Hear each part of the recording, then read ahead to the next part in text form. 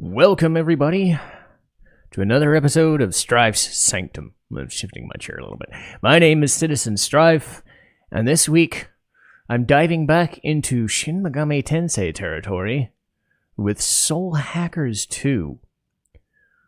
So, everybody knows I like Shin Megami Tensei and Persona games. A little too much, as one can imagine. Given by the fact that I'm basically taking my channel over in a couple weeks with Persona 3's remake. But Soul Hackers 2 came out a couple of years ago and was aiming to be the third arm of the SMT, Persona, whatnot, because it is a continuation of the Soul Hackers mythology. It unfortunately didn't work out that way.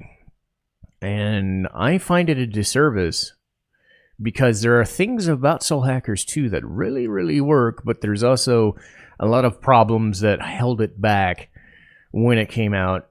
Could have been fixed, could have been whatever. I think given the fact that Persona 5 was such a revelation in terms of marketing, salesmanship, skill. I mean, obviously those games were top sellers. SMT 5 sold like 1 million. Soul Hackers 2 didn't have it, and which, again, sucks for one specific reason that I want to mention. But as usual, I want to go over everything about it as best I can. But for those unaware, think of Soul Hackers 2 as a bit of a halfway point, tone and gameplay-wise, from SMT and its bleak dystopian futures, and, there's some cutscenes and character development and whatnot, and the other side being Persona's focus on characters and story, while still having good combat. Let's face it, Persona is known for the dating sim elements and the life sim stuff. Soul Hackers 2 ended up bridging the gap a little bit, and I found it an interesting through point. And then anybody asks, say on Reddit or on other websites, should I try Soul Hackers 2? The question really becomes, what side are you on? It's a perfect balance point because it doesn't focus on either. It's a stripped down affair. I would put it in the same vein as, say, Persona 5 Strikers, where, yeah, there's a story, but they don't let you do a lot. They don't really screw around and have you do a lot of things. And the things that you are doing aren't all that interesting. So there's not, side quest. There is like one extra dungeon that is an extended labyrinth dungeon and whatnot, but other than that, you're not asked to do anything else.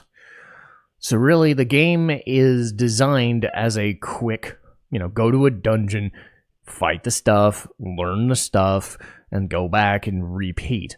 It's very old school in that mentality. There's not a lot of messing around. There's not a lot of, free-flowing open world stuff that you'd see in, say, SMT 5.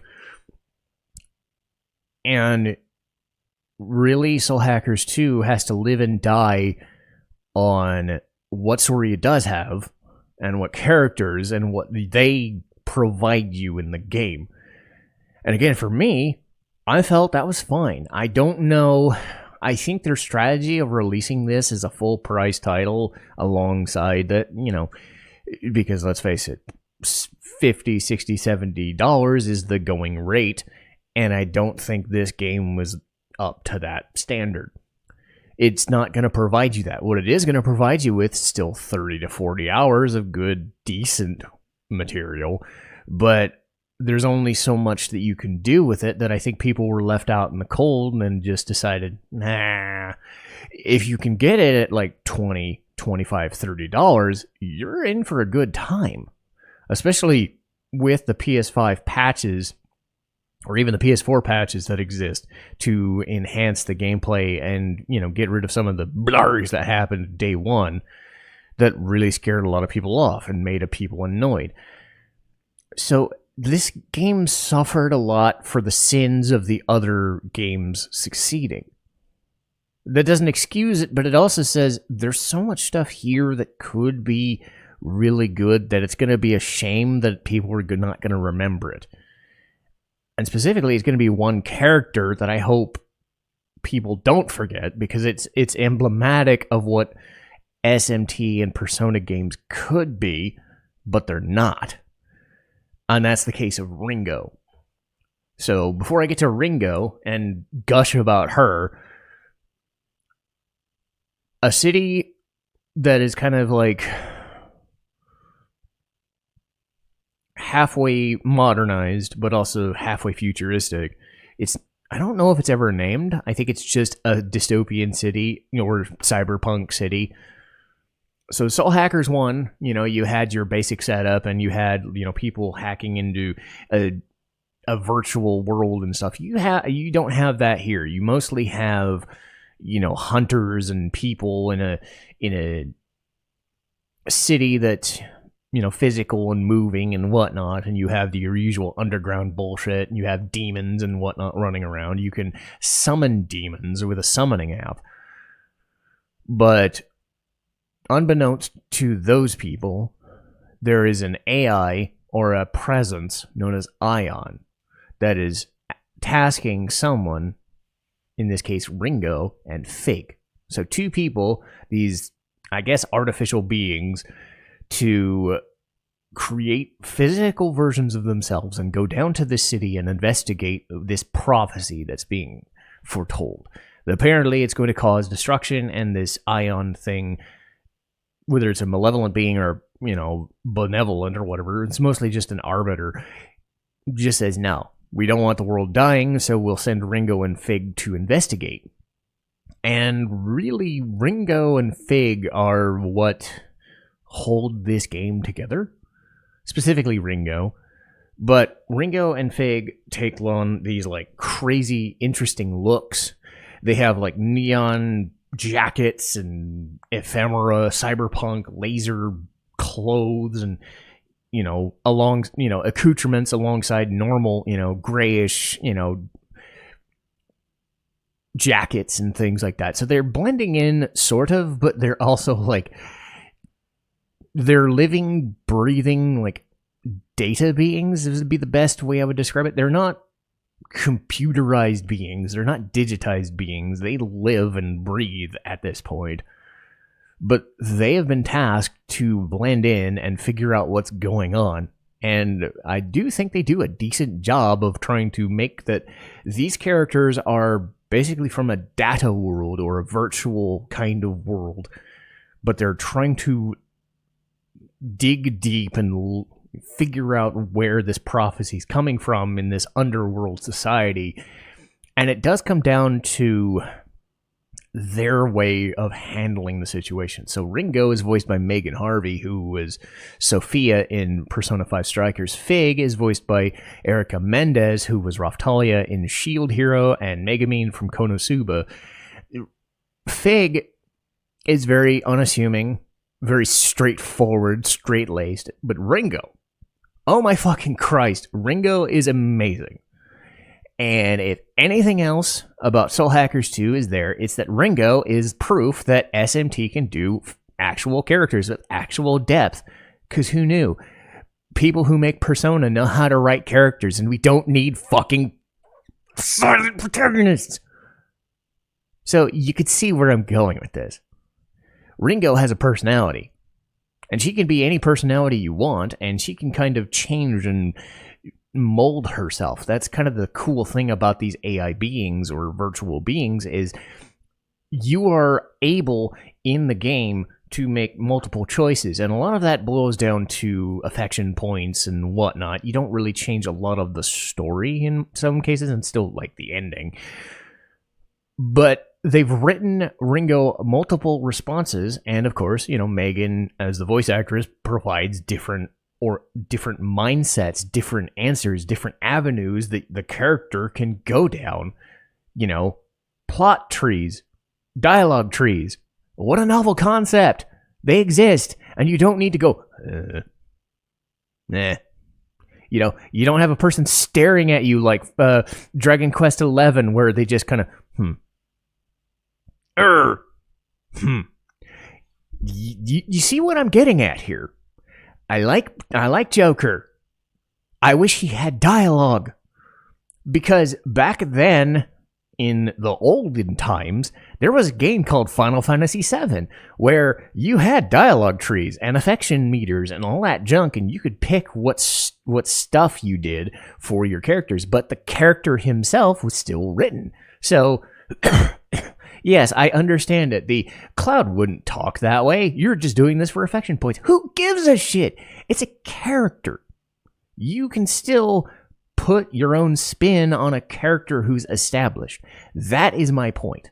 And Ringo comes across either very understandable and agreeable and wants to do everything goody-goody style. She can come off kind of dismissive and, yeah, you're kind of a piece of shit, so I'm just going to kill you now.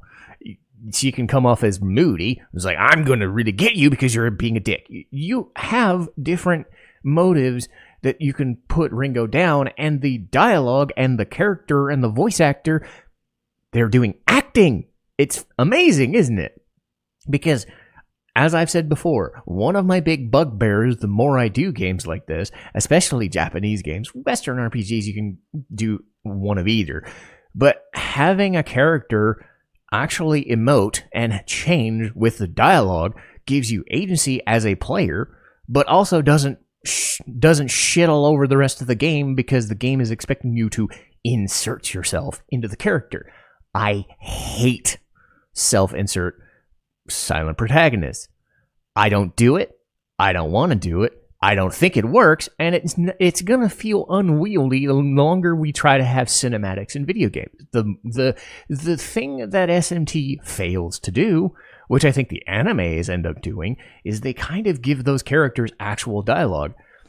Yunoro Kami had actual dialogue in freaking Persona 4 animation and Persona 4 dancing. He felt like the best guy to do best characters and shit. It wasn't a lot of dialogue, but he actually felt like a person rather than some stick that you're moving around.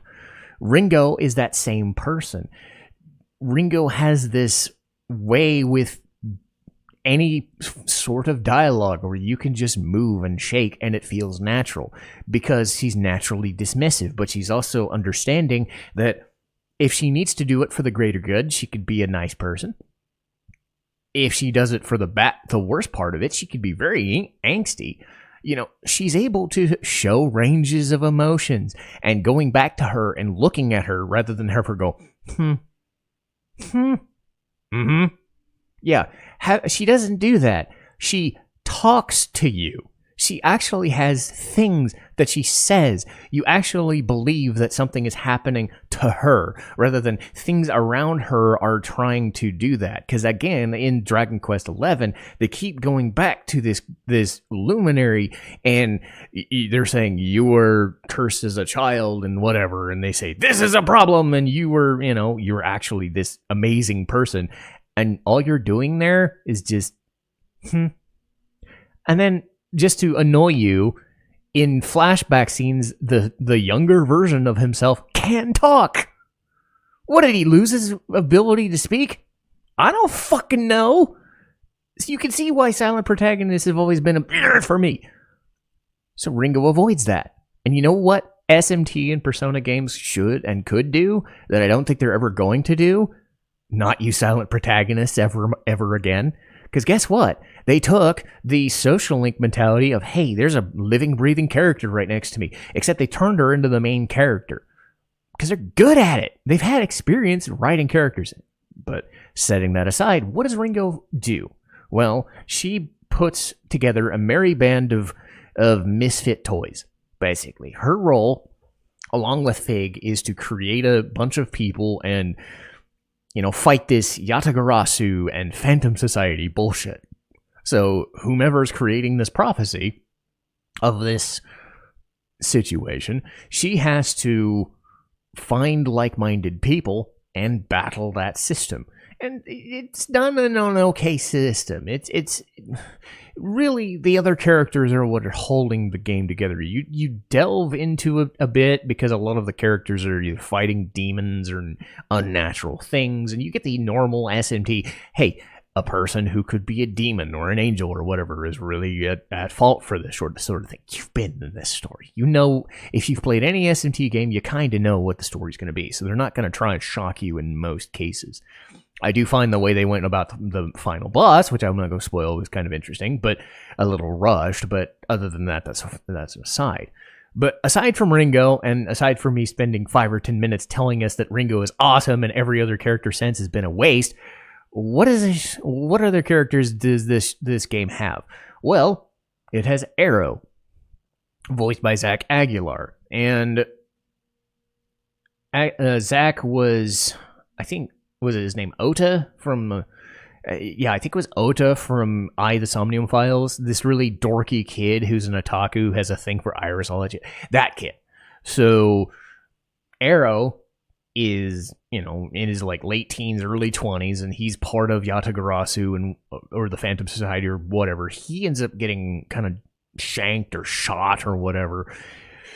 And the main mechanic of gaining the party members that you do have is Ringo goes into their mind as they're about to die and performs what is known as a soul hack. So she shares some of her life force, energy, what have you, with Arrow so that he survives it.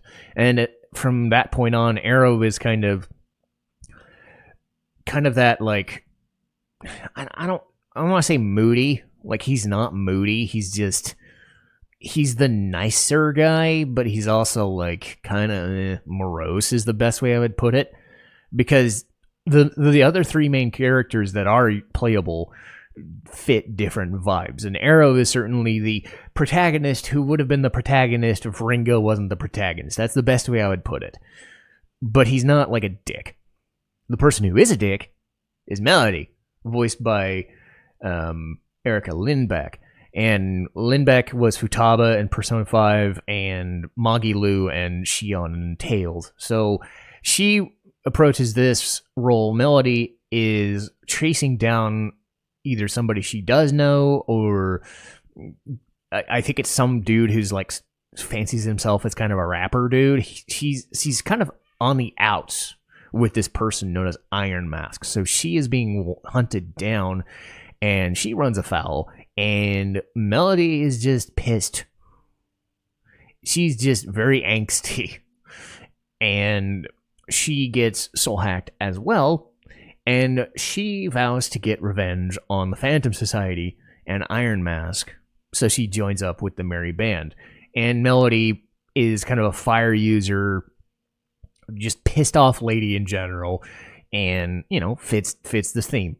Ringo is well-rounded, but understanding of everybody's thing.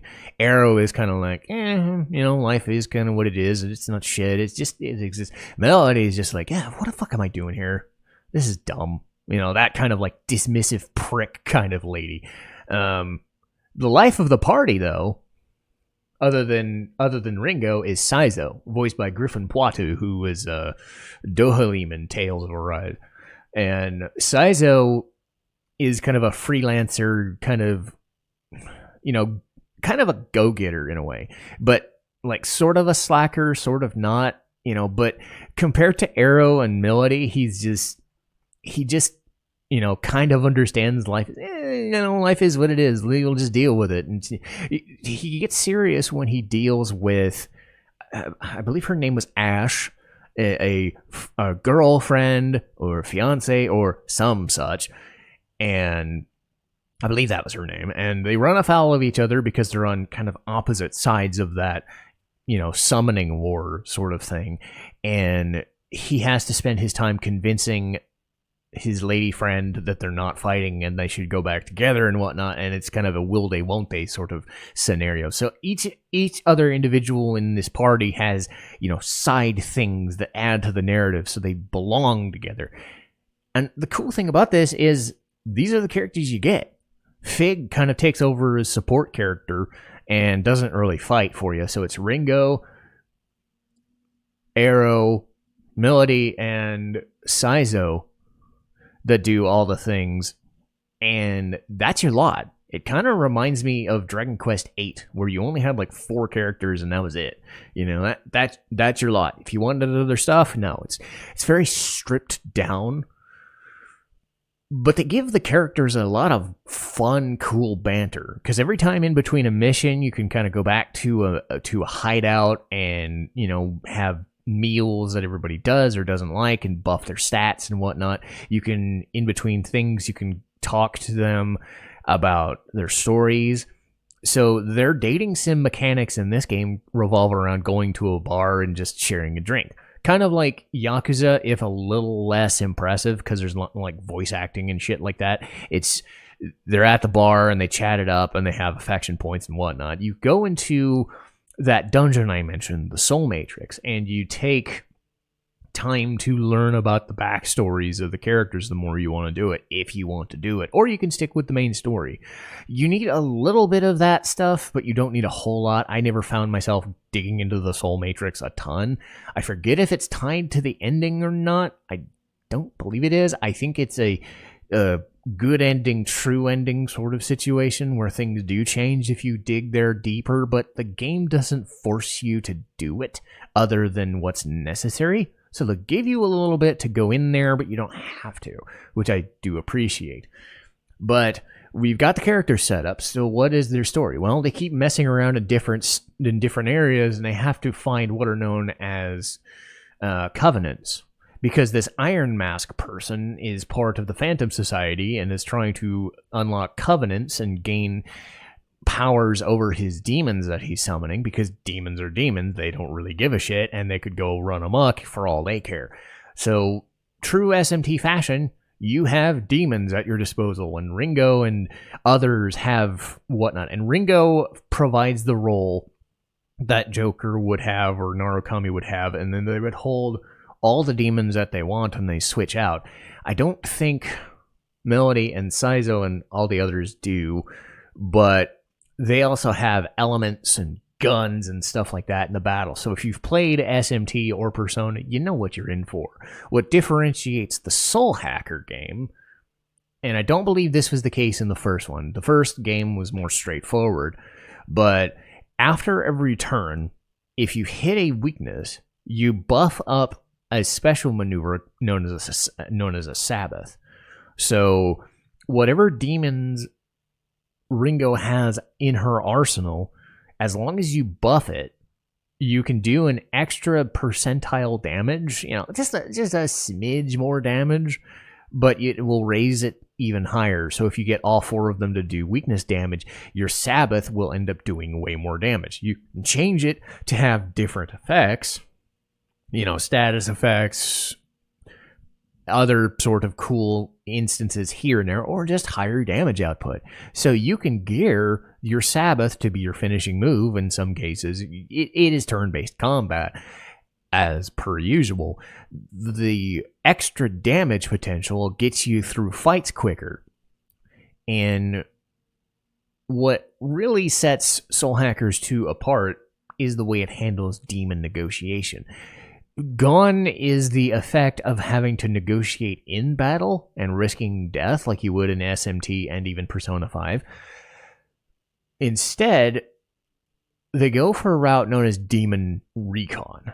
So what demons you do have kind of dot the map here and there, and they provide an inn, they provide, here's an item for you, here's a demon that you can negotiate with. So at different spots in the map, your demons will actually activate certain things so that you can heal up or you can do other things that would have been done in battle.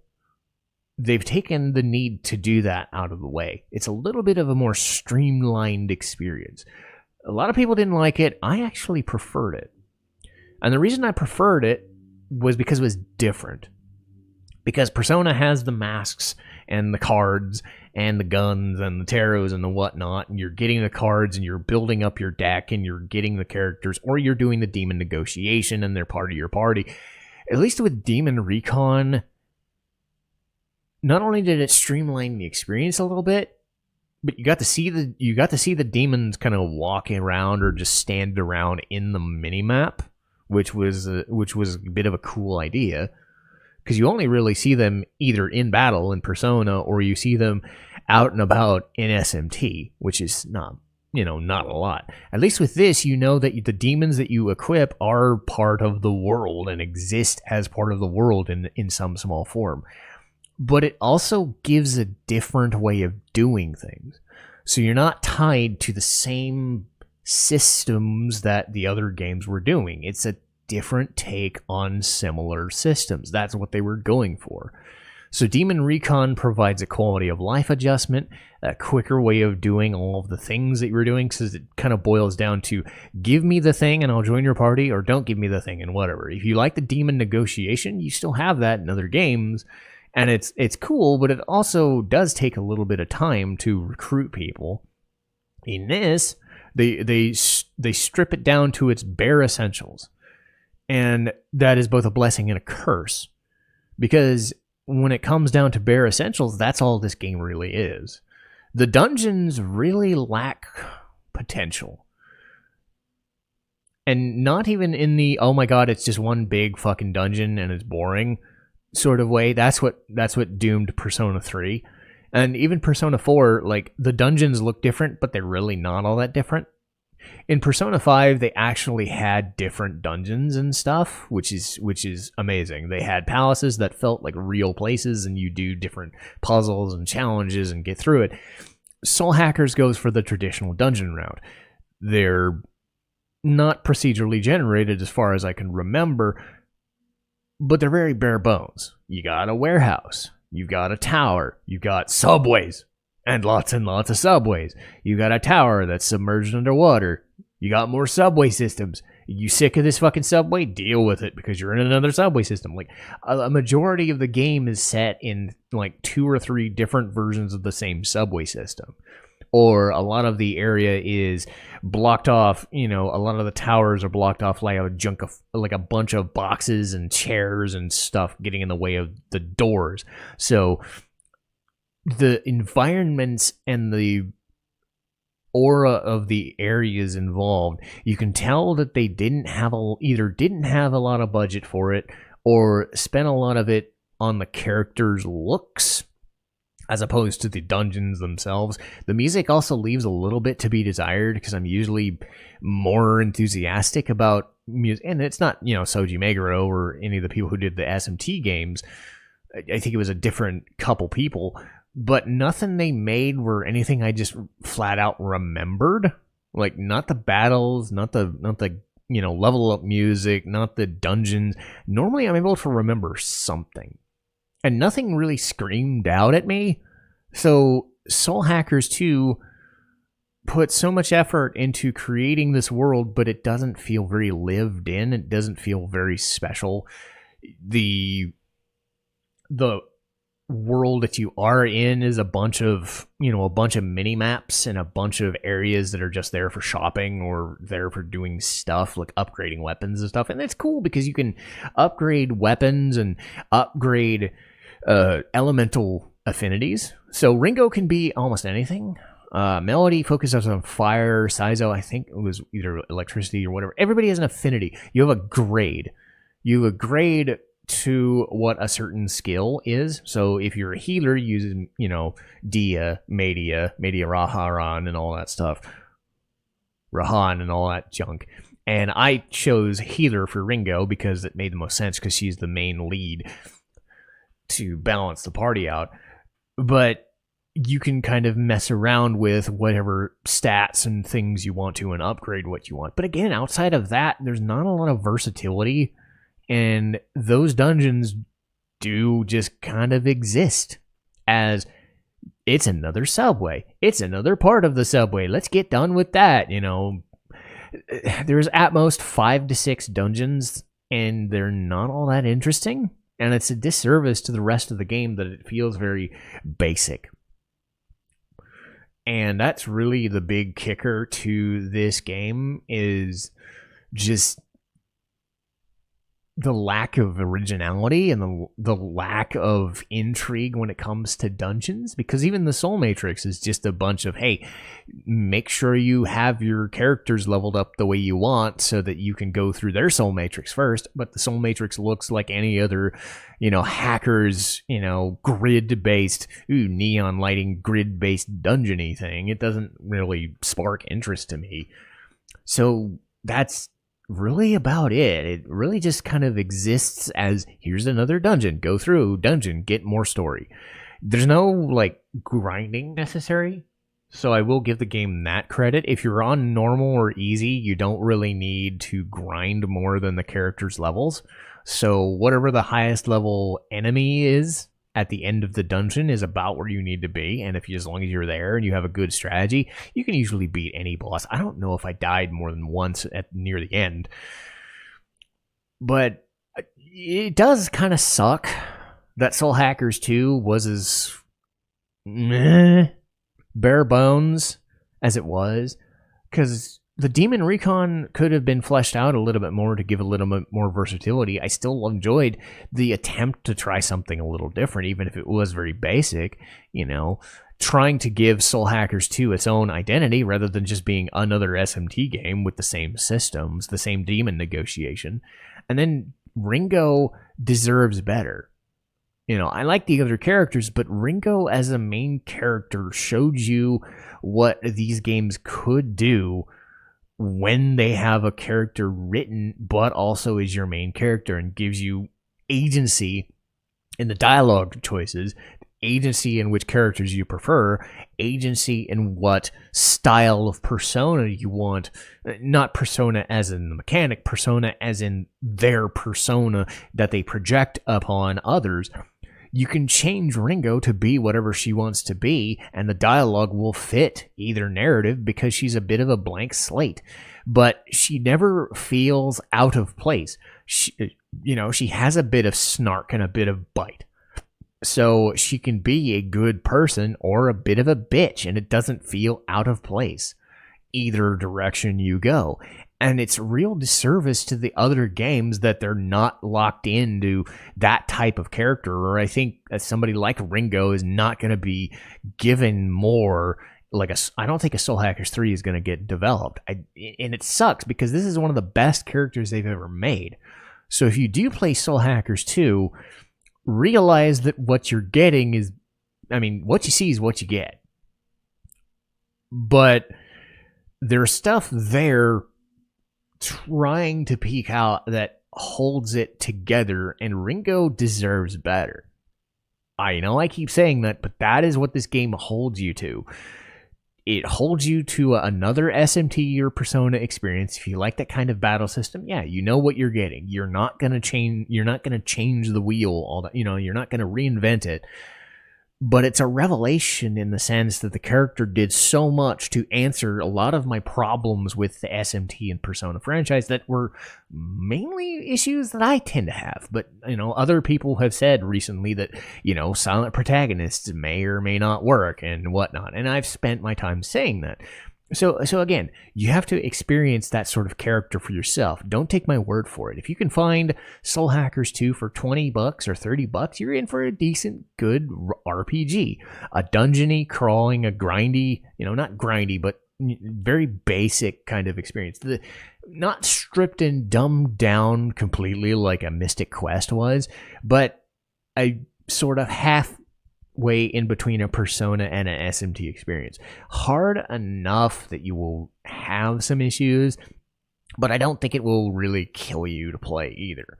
So if you're looking for another SMT experience and you don't want to really wait around until, Persona comes out again with the remake or the ReFantasio thing comes out, in May or June, Soul Hackers 2 is a good 40-hour RPG that got overlooked. It's not going to win any awards, but it's still got some good things in it. But that'll do it for me today. Let's see what's going on in upcoming weeks. So I have Snow White and the Red Hair, which honestly I should have recorded. Now that I think about it, I'll have to record it next week and just set it So yes, I wanted to do Soul Hackers this week, but I didn't record it this week, so I didn't record. Whatever, my schedule is what it is. I'll just put Snow White and Red Hair the week it shows up. Anyway, so you'll hear this after I've recorded, the episode before, whatever the fuck. Anyway, 86, Sonic the Hedgehog 2, Radiant Historia, Arte, Wandering Witch Elaina. I keep wanting to call her Elaina, but it's Elaina, and Mike Tyson's Punch-Out. So I've got plenty of stuff going on for the future, and I'll see you guys next time. Citizen Strife, signing off.